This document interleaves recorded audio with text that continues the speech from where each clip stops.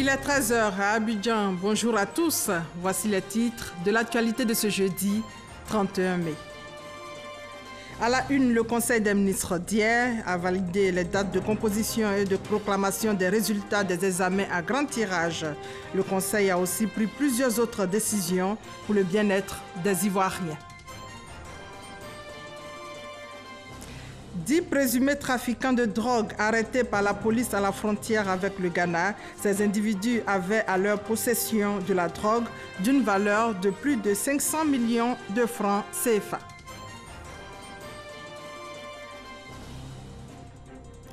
Et à l'étranger, un responsable nord-coréen à New York pour discuter du sommet entre le président américain et le dirigeant nord-coréen. Sommet prévu le 12 juin prochain. Voilà pour les titres. Bienvenue à tous. Le Conseil des ministres d'hier a validé le chronogramme des examens à grand tirage.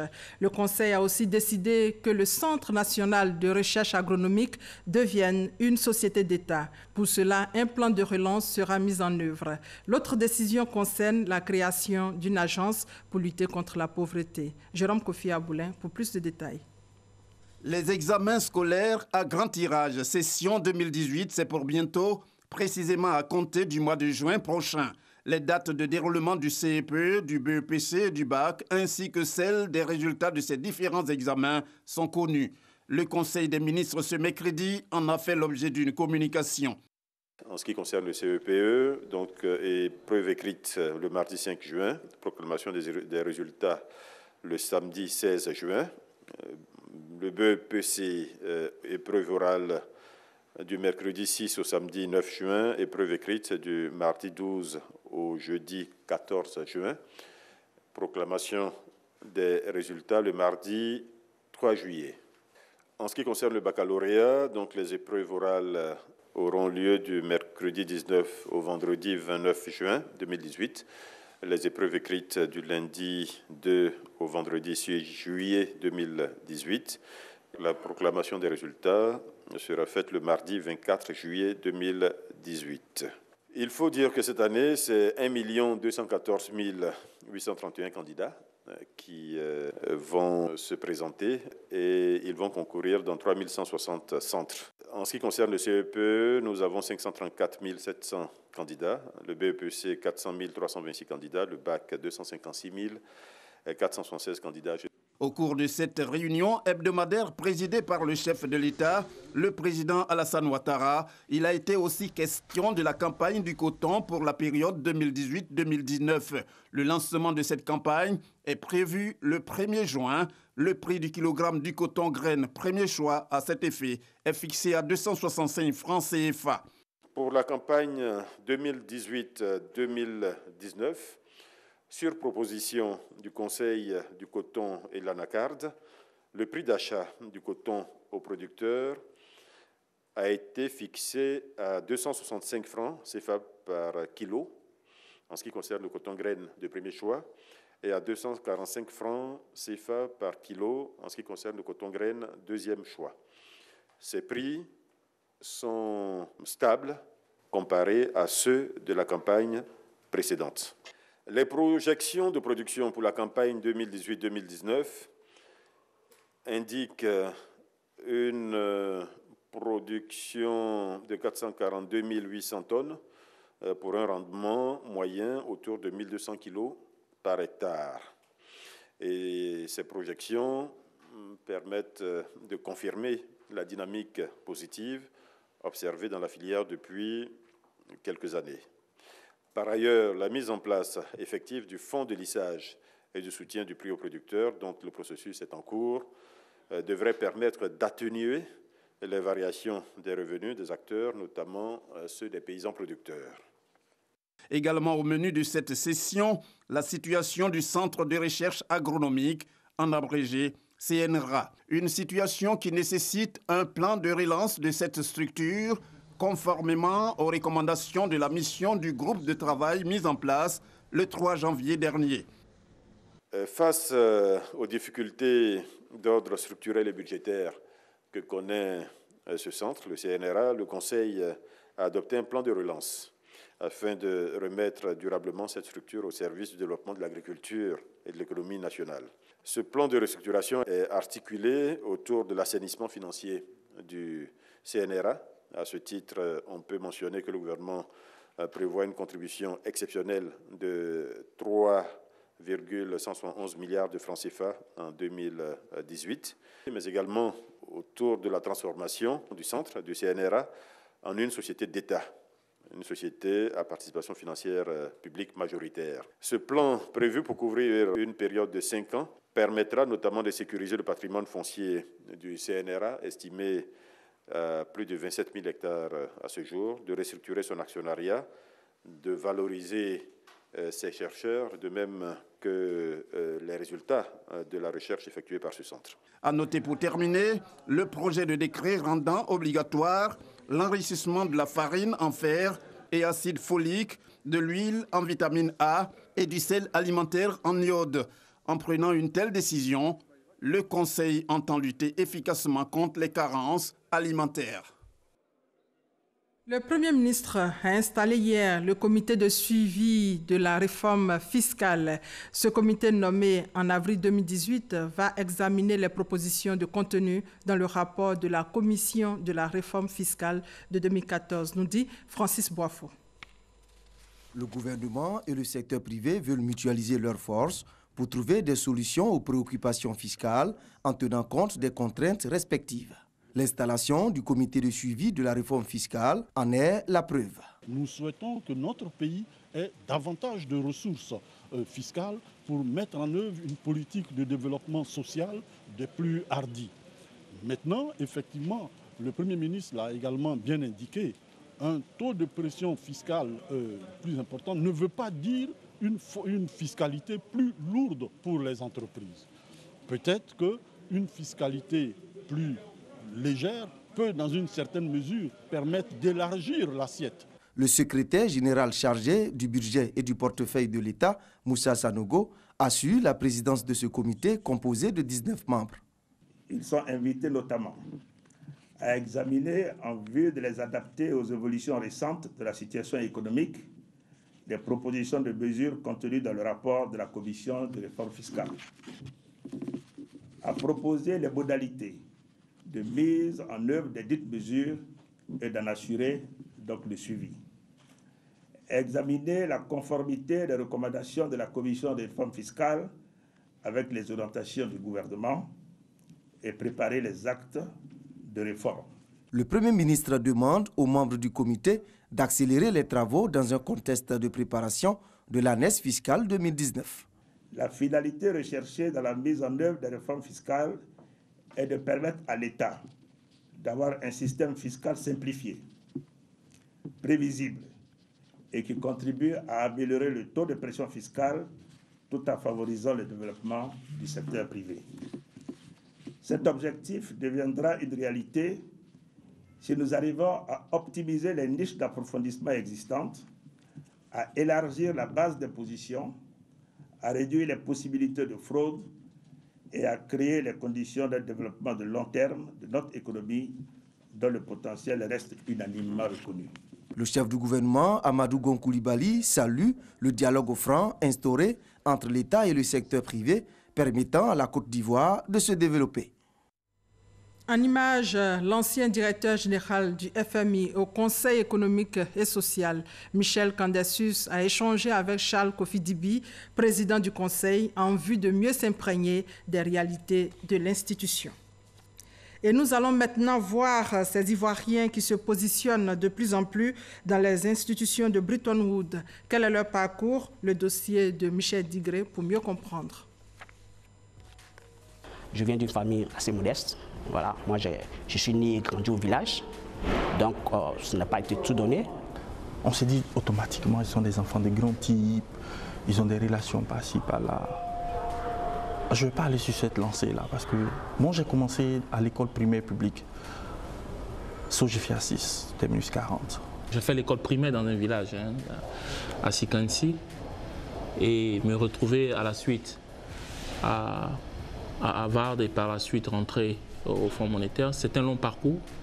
Un long parcours pour Gomez, Vincent et Emmanuel. Ils écrivent aujourd'hui une autre page de leur histoire dans les institutions de Bretton Woods à Washington. Cadres au Fonds monétaire international ou à la Banque mondiale, pour eux, le rêve américain est devenu une réalité. Il faut avoir la vision ou bien le rêve. La deuxième chose, il faut avoir la stratégie. Comment tu fais pour y arriver?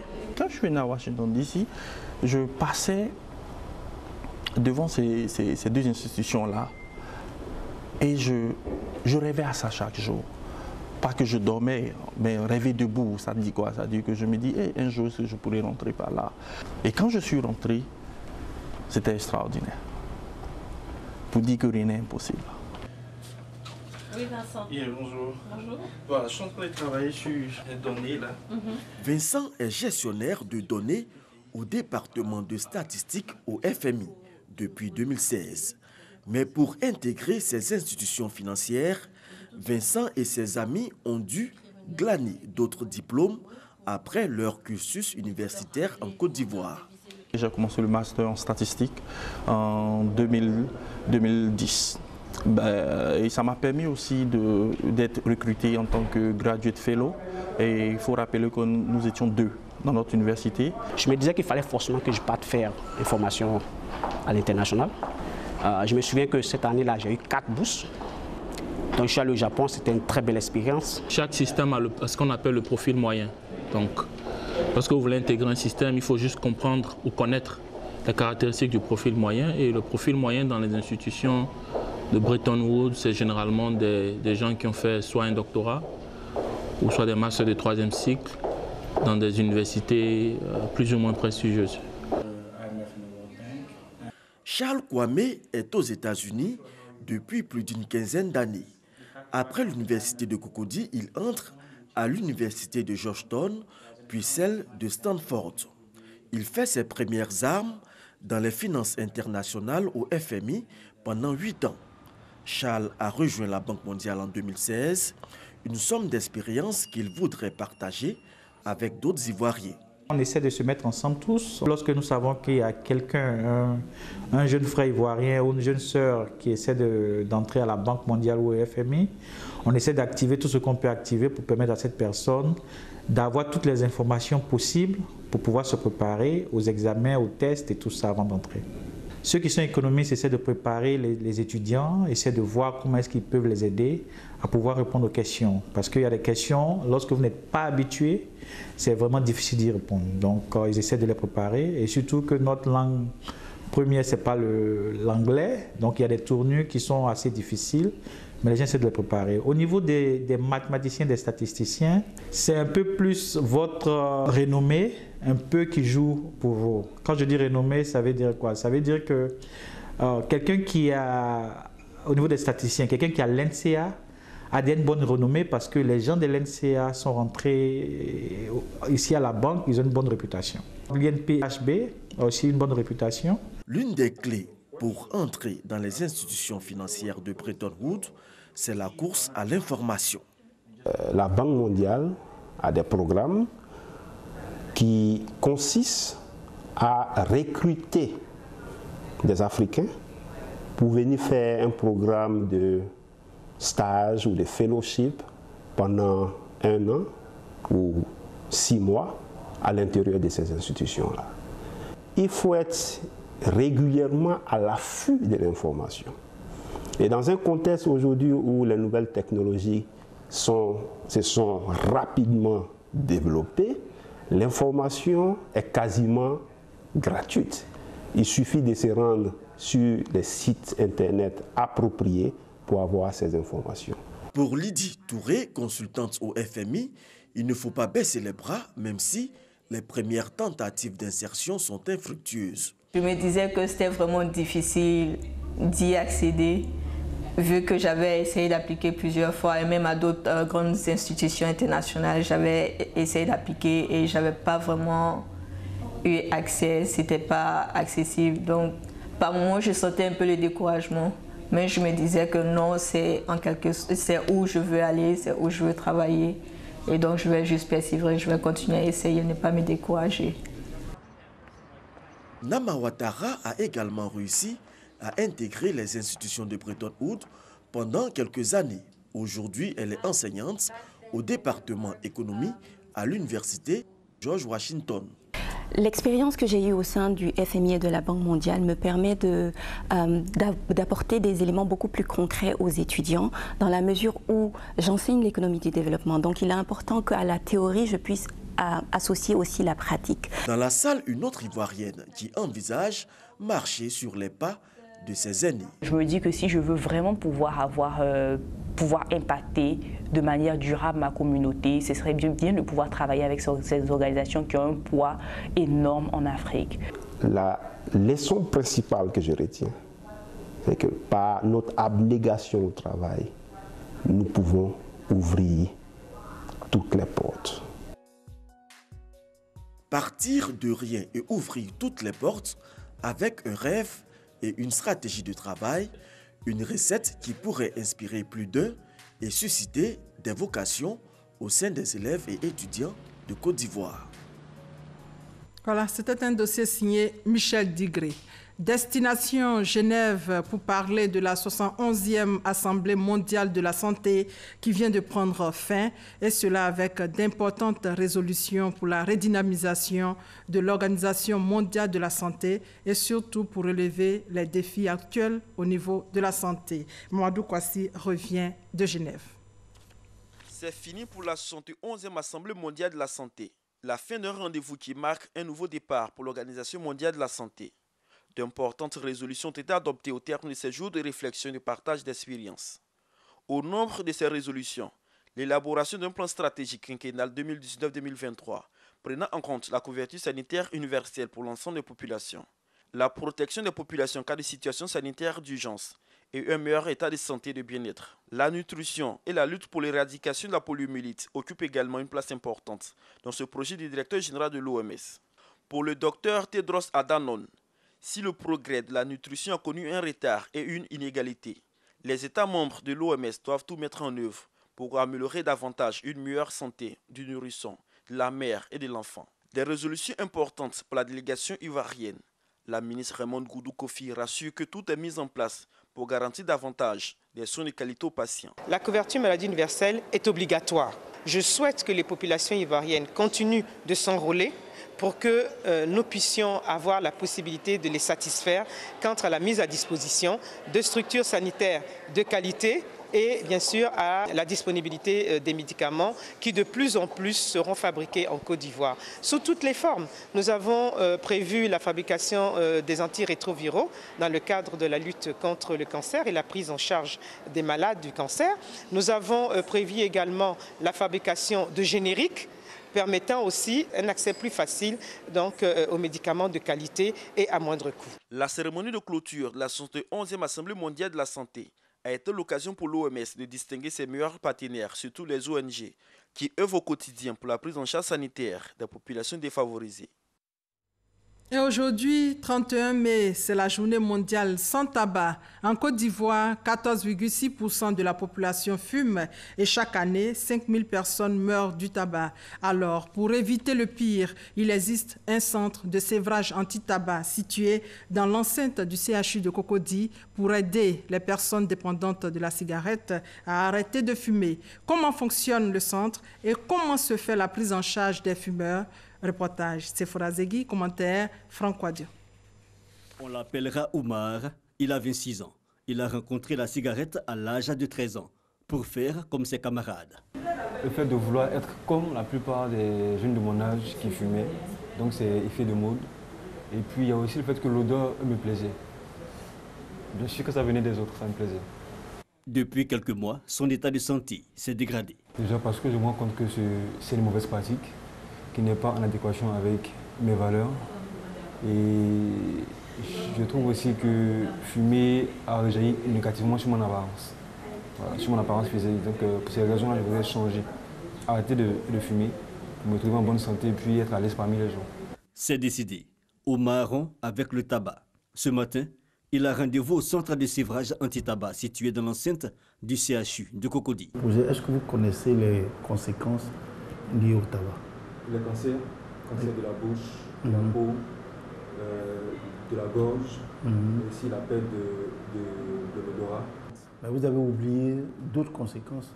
Vous connaissez les conséquences cardiovasculaires? Est-ce que vous avez entendu parler de ce qu'on appelle la mort subite? De ce qu'on appelle crise cardiaque. Est-ce que vous savez que le tabac peut entraîner ça?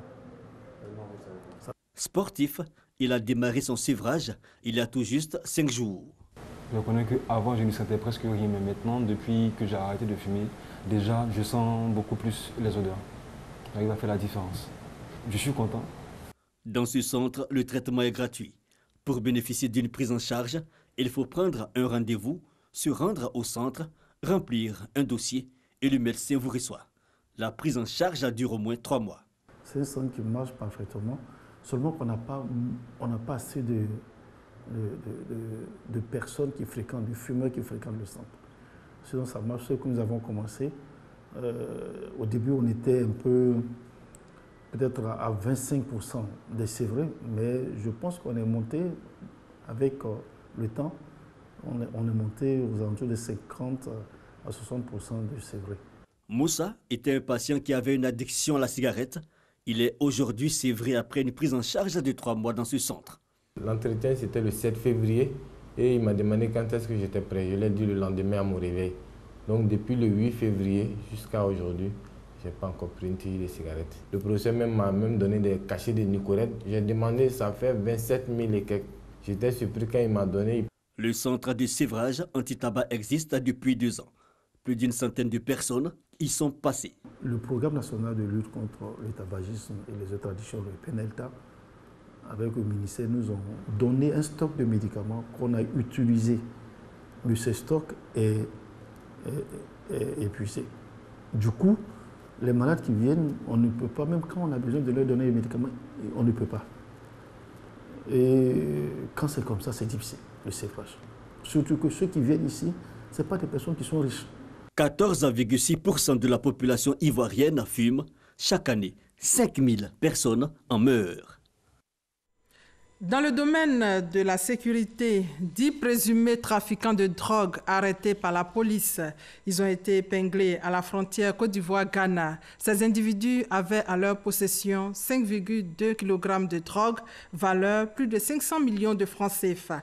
Ahmed Traoré revient sur les faits. Son élément est commenté par Abou Sanogo.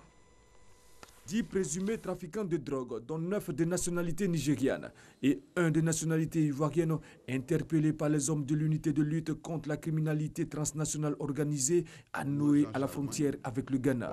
En leur possession, une substance qui s'apparente à la cocaïne, le taux d'une valeur de plus de 500 millions de francs CFA. C'est l'information qui ressort de la conférence animée par le porte-parole de la police nationale. Toutes les structures de lutte anti-drogue de la sous-région, de façon concertée, leurs actions nous ont permis ce jour, notamment depuis le 23 mai, d'interpeller ceux que vous avez en face de vous. Ils sont naturellement dans cette position parce qu'il ne s'agit que pour la police d'une présomption de culpabilité. Et donc, l'enquête qui est en cours nous permettra, une fois déférés au tribunal de première instance d'Abidjan, de conclure à leur culpabilité. L'opération a été menée conjointement par les polices des pays de la sous-région. Ces présumés trafiquants seront conduits devant le parquet d'Abidjan pour répondre de leurs actes. Au niveau de l'environnement, on parle de projets de lutte contre la déforestation et la dégradation des forêts de la Mée. En Côte d'Ivoire, il ne reste plus que 3,4 millions d'hectares de forêt. Une préoccupation, faut-il laisser la forêt disparaître dans les 10 ans qui viennent ou parvenir à prendre le virage d'une production agricole plus durable? En tout cas, la préoccupation est au centre du tout premier projet RED+, nous dit Patricia Oumouetia. Une délégation conduite par l'ambassadeur français, délégué pour l'environnement, et le secrétariat exécutif permanent de la RED+, à Diasson, village situé à 27 km d'Azopé. Dans la mise en œuvre du projet RED+, dans la région de la Mée, Diasson fait partie des 7 villages qui bénéficient du projet agriculture zéro déforestation. La délégation a donc eu des échanges avec la notabilité sur le développement participatif et la contribution des populations à la gestion des forêts. Randonnée en forêt sur cette parcelle de 3 hectares, 1 hectare de terre en jachère pour accueillir 400 pieds de cacao biologique.